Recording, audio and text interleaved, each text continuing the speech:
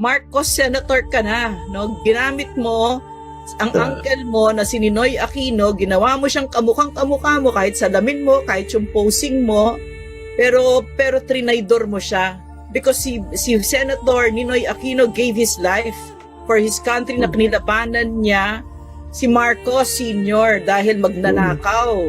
Pero ikaw, Marcos senator ka na, and you have no moral ascendancy to be talking about the flood control and yung accountability kasi pinagtatakpan mo si Bongbong Marcos. Hindi mo, never once did you mention his name.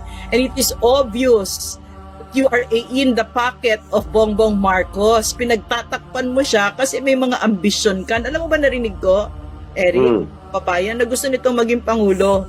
Sa isang event ng Chinese Embassy, meron akong mga assets doon. Yan ang kinuwento sa akin na sinabi niya meron siyang ready na siya na maging president ng Pilipinas. So it's so nakakagalit, no? Kasi senador ka, millions, well, kahit na dinaya naman ng election nito, no? Most likely kasi patay na pinalusot. Diba? Pinalusot talaga. So, and yet, no, pinagtatakpan mo, may trinaydor mo ang Pilipino.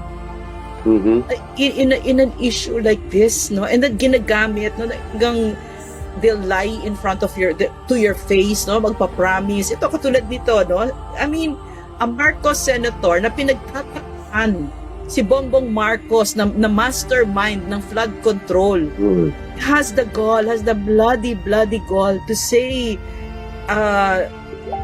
hindi sapat ang pangako kung bawat tag-ulan ay pareho pa rin ang problema.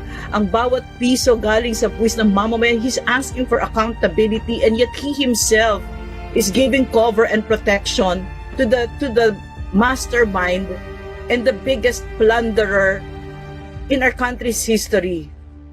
No? Yeah, So I agree. find it galling. I find it particularly galling. Eric. Tama yan, ma'am. Kung mayroon pong definisyon, mga kababayan, ng isang hipokrito na politiko sa modernong panahon, isa yan si Bam Aquino. Yeah. Kabalahibo at katuhog yan ni Hontiveros, ni Pangilinan, nila Dilima.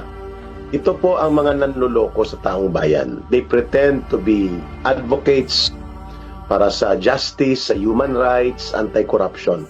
Pero sila po ay champion sa pagprotekta at pananatili ng numero 1 at prinsipal na nagpabalik ng pangungurakot sa buong bansa.